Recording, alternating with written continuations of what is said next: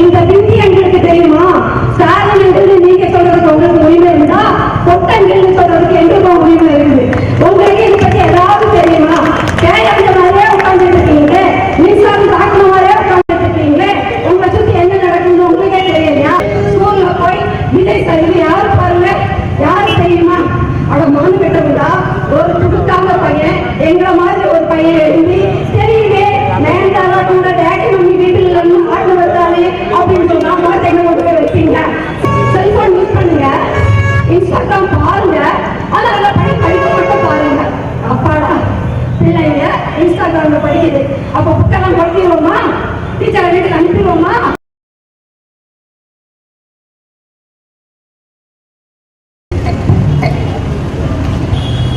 எங்க பார்த்தாலும் குழந்தைகள் சின்ன பின்னமாக்கப்பட்டு கொலை செய்யப்படுறாங்க. நீங்க எதுக்கு சார் ஆட்சியில இருக்கீங்க? எங்க பார்த்தாலும் சட்டம் ஒழுங்கு சீர்கேடு, பதவி விளையுங்க, உங்களால முடியலைன்னா பதவி விளையுங்க ஸ்டாலின் சார் அப்படின்னு ஒரு குரல் கேட்டுச்சு. இப்பவும் நாங்களும் சொல்றோம், உங்களால கழியலைன்னா உங்களால இயலனா நீங்களும் வீட்டுக்கு போங்கன்னு சொல்றோம். அது நீங்க டைம் கொடுங்க, இப்பதானே வந்திருக்கோம், டைம் கொடுங்க. உங்க வீட்டுல நடந்தா, எம்எல்ஏ வீட்டுல நடந்தா, அமைச்சர் வீட்டுல நடந்தா நீங்க என்கவுண்டர் பண்ணுவீங்களா இல்ல டைம் கேட்பீங்களா? எதுக்கு இந்த டைம்? நீங்க புதுசா ஒரு திட்டம் வகுக்கிறீங்கன்னா அதுக்கு டைம், புதுசா ஒரு சட்டத்தை உருவாக்குறீங்கன்னா அதுக்கு டைம், அதுக்கு தாராளமா நாங்க டைம் கொடுப்போம். இதுக்கு எப்படி டைம் கொடுக்க முடியும்? எதுக்கு டைம் கேட்கறீங்க? சுந்தரனோட புகைப்படம் எடுக்கிறதுக்கு டைம் இருக்கு, சமுதாவோட புகைப்படம் எடுக்க டைம் இருக்கு. உங்களுக்கு நீங்க எந்த இடத்துல இருந்து வந்தீங்களோ அந்த இடத்துல உள்ளவங்களெல்லாம் தோல் போட்டு கைக்குலுக்கி சிரிக்கிறதுக்கு தலைமை செயலகத்தை ஷூட்டிங் ஸ்பாட்டா ஆக்குறதுக்கு உங்களால முடியுது. மண்ணை பிச்சுக்கிட்டு வேலை பார்க்க வேண்டிய இடம் சார் தலைமை இருக்கணும். அது உங்களுக்கு போட்டோ எடுக்கணும், புகைப்படம் எடுக்கணும், உங்க நண்பர்களை மட்டி வைக்கணும்னா உங்க வீட்டுல வச்சுக்கோங்க. பண்ணையூர்ல இருக்கவருக்கு டைம் இருக்குங்க, தலைமை செயலகத்துல வந்தா வேலை பார்க்கணும். அதாவது நான் இன்னும் கேட்கிறேன், போன ஆட்சியில தான் டைம் கேட்கறீங்களே, காவல்துறையை நீங்க புதுசா உருவாக்கணுமா? சட்டத்துறையை நீங்க புதுசா உருவாக்கணுமா? லேப்ல வந்துகிட்டுங்களா? புதுசா சக்திமான், போரமான், அந்த மான், இந்த மான்னு புதுசா காவல்துறைக்கு நீங்க லேப்ல லேப் டெஸ்ட் எடுத்து ஆய்வு கூடத்துல உற்பத்தி பண்ணிட்டு இருக்கீங்களா? எதுக்கு டைம் வேணும்? இல்ல மே மாசம் காவல்துறையெல்லாம் ஸ்காட்லாந்துக்கு விடுமுறை எடுத்துட்டு போயிட்டாங்களா? இங்க வரலையா? இருக்கிற காவல்துறையை வச்சு வேலை பாருங்க சார். அதெல்லாம் நாங்க சொல்றோம். உங்களுக்கு தெரியுமா, நீங்க இந்த சமந்தவை கூப்பிட்டு பேசுற நேரம், சுந்தரனை கூப்பிட்டு பேசுற நேரம், சமூக நலத்துறை அமைச்சரை கூப்பிட்டு பேசணும், காவல்துறை டிஜிபி கூப்பிட்டு பேசணும். இந்த நேரத்துல நீங்க சட்டத்துறை அமைச்சருக்கு வந்து பேசணும். என்ன பேசணும் உங்களுக்கு தெரியுமா? மாவட்டம் தோறும் குழந்தைகள் குழுமம்னு ஒண்ணு இருக்கு, தெரியுமா சார் உங்களுக்கு? பள்ளிக்கூடத்துக்கு முன்ன பின்ன பேர் வரும், கல்லூரி போனா உங்களுக்கு எப்படி தெரியும்? அந்த 5 பேரோட அதிகாரம் என்ன தெரியுமா? முதன்மை நீதிபதியின் அதிகாரம் கொண்ட குழு மாவட்டம் தோறும் 5 பேர் கொண்டது இருக்கு. செய்யறது என்ன? அண்ணன் சொன்ன மாதிரிதான், குழு கூட அசையும், ஆனா அந்த குழு அசையாது அப்படிங்கிற மாதிரி போன திமுக ஆட்சியிலே அப்ப தூக்கு பூச்சி முதல்வராக இருக்கும்போது எப்படி வேலை செய்யும்? சீட்லயே ஆண் எடுத்த மாதிரி உட்கார்ந்துருக்காரு. அவரு பொம்பை முதல்வரும், இவர் களிமண் மாதிரி உட்கார்ந்துருக்காரு, களிமண் முதல்வர். எப்படி வேலை செய்யும் அந்த குழு? சமூக நலத்துறை நியமிக்கும் இந்த குழுவை பத்தி இந்த சிலருக்கு தெரியுமா? இந்த விந்தி எங்களுக்கு தெரியுமா? ஸ்டாலின் நீங்க சொல்றதுக்கு உங்களுக்கு உரிமை இருந்தா கொட்டங்கள் சொல்றதுக்கு எங்களுக்கும் உரிமை இருக்குது. உங்களுக்கு இதை பத்தி ஏதாவது தெரியுமா? கேட்கற மாதிரியே உட்கார்ந்துட்டு இருக்கீங்க, மின்சாரம் தாக்குற மாதிரியே உட்கார்ந்துட்டு இருக்கீங்களே, உங்களை சுத்தி என்ன நடக்குதுன்னு உங்களுக்கே தெரியலையா?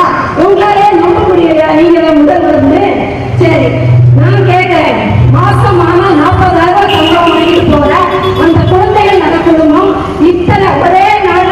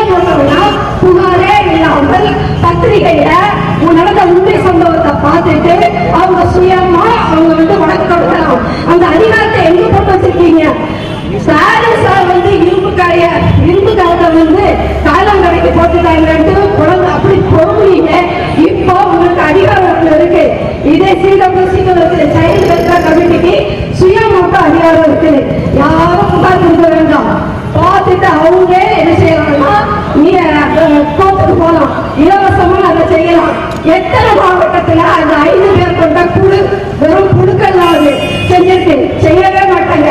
இதெல்லாம் சிஎம் சாருக்கு தெரியுமா? இது சமூக பாதுகாப்பு துறைக்கு கீழே வருது நமக்கு தெரியுமா? கூப்பிட்டு வச்சு பேசுங்க சார். அதை விட்டுக்கிட்டு ஸ்கூலுக்கு ரீல்ஸ் எடுக்கிறது, விவசாயிகள் போராட்டம்னா கண்ணுக்கு தெரியலன்னு ஆணவமா பேசுறது, ஸ்கூல்ல போய் விஜய் சார் இது யாரு பாருங்க, யாரு தெரியுமா? அட மானு பெற்றவங்களா? ஒரு துடுக்காம பையன் எங்களை மாதிரி ஒரு பையன் எழுதி தெரியுமே நேர்காணோட டேடி மம்மி வீட்டுல ஆட்டு வந்தாலே அப்படின்னு சொன்னா மாட்டேங்க கொண்டு போய் வைப்பீங்க. சுந்தரோட இடுப்ப காட்டி ஆடும்போது ஆபாசமா நினைச்சாரு அவங்க எங்க போவீங்க? சட்டையை கட்டிட்டு கவர்ச்சி கஞ்சி மாதிரி ஆடுனாரு அப்படின்னா எங்க போவீங்க? ஐயோ சாமி, உங்களுக்கு வெப்பம் எதுவுமே கிடையாது. அதாவது ஏதாவது விரல் நுனியில தெரியாட்டாலும் 2 வருஷம் ஆச்சுல கத்துக்கணும். உங்களுக்கான டைம் கட்சி ஆரம்பிச்சது அந்த டைம். அந்த டைம்ல நீங்க அரசியல் படிக்காம எங்க போறீங்க? ஜனநாயகம் எல்லாத்தையும் பெணமா மாத்தி பிணநாயகனாக வளர்ந்தீங்களே தவிர அரசியல் கற்றவர்கள உங்களுக்கு வேற என்ன வேலை? குதிச்சுட்டீங்கல்ல, குதிச்சா நீங்கணும்ல, படுத்துக்கிட்டே ஜெயிப்பேன் அப்படின்னா ஜெயிச்சிட்டீங்க. வருமும் காப்போம். நிறைய பிரகஸ்பதிகள் திமுக ஆட்சியில காப்பாத்தி விட்டாங்க, கைதே பண்ணல அப்படிங்கிறீங்க. நாங்கெல்லாம் கைது பண்ணிடுறோம் அப்படிங்கிறீங்க. என் பிள்ளை சாகும், என் பிள்ளை வலிச்சாகும், என் பிள்ளை காப்பாற்ற ஒரு சக்திமான் வந்துட மாட்டாரு துடிக்கும். என் பிள்ளை கத்து நான் அப்படியாக்கணுமே நினைச்சேன். நான் உட்காந்து அழுவேன், நான் மண்டையை முட்டிட்டு சாவேன். நீங்க அதுக்கப்புறம் கைது பண்ணீங்களா? எதுக்கு? வருமுன் காப்போம் படிச்சிட்டீங்களா? உங்க பிள்ளை பள்ளிக்கூடம் வாங்கிக்கணும் சார், உங்க பிள்ளை கல்லூரிக்கு போயிருக்கணும். அப்பதான் நீதி நெறிமுறைகள் கதைகள் படிச்சிருக்கீங்க. வருமுன் காப்போம்னா என்னன்னு தெரிஞ்சிருக்கும். வந்தவர்கள் காக்கிறது தலைவன் அல்ல, வருமுன் காப்பவரே சிறந்த தலைவர். கொஞ்சமாவது படிங்க சார். இதை எடுத்துக்கிட்டு நாங்க சமூக பாதுகாப்பு சமூக நலத்துறை அமைச்சர் பள்ளிக்கூடத்துல போய் பிள்ளைகளை பாதுகாப்பதும் பெண்களை பாதுகாப்பதும் தான் சமூக நலத்துறை அமைச்சரோட வேலை. முன்னாடி ஜீவனே இல்லாம ஒரு சீதா ஜீவன் இருக்காங்க இல்லையா, அவங்களோட பொருட்களை இவங்களுக்கு இவங்க என்ன செய்யணும்? பள்ளிக்கூடத்துக்கு போறதுக்கு பள்ளி கல்வித்துறை அமைச்சர் ராஜ்மோகன் இருக்காரு. நீங்க என்ன பண்ணணும்னா ஒவ்வொரு இடமா போய் இந்த சீரட்டு விஷயத்துக்காக பார்க்குது இல்லைங்க தொழில்கள் எல்லாம் இருக்காங்களா, ரோட்ல பெண்கள் நடமாட முடியுதா அப்படின்னு பார்க்கணும்.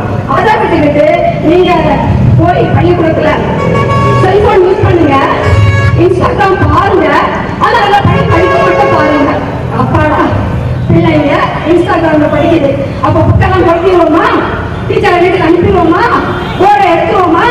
இன்ஸ்டாகிராம்ல பிள்ளை படிச்சு எழுதிட்டுமா? நீங்க இன்ஸ்டாகிராம்ல உங்க தலைவரை பார்க்க சொல்றீங்க. போக்கிரித்தனமா ஆடி பிடிச்ச ஒரு தலைவரோட ஆடப்பாளரை வச்சீங்கன்னு மறைமுகமா சொல்றீங்க.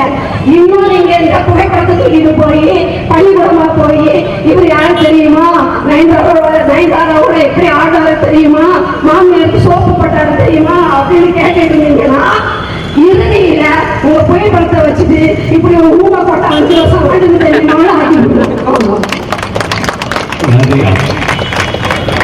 அடுத்ததான் மகளிர் பாசறை பொறுப்பாளர் ஆதிகள்.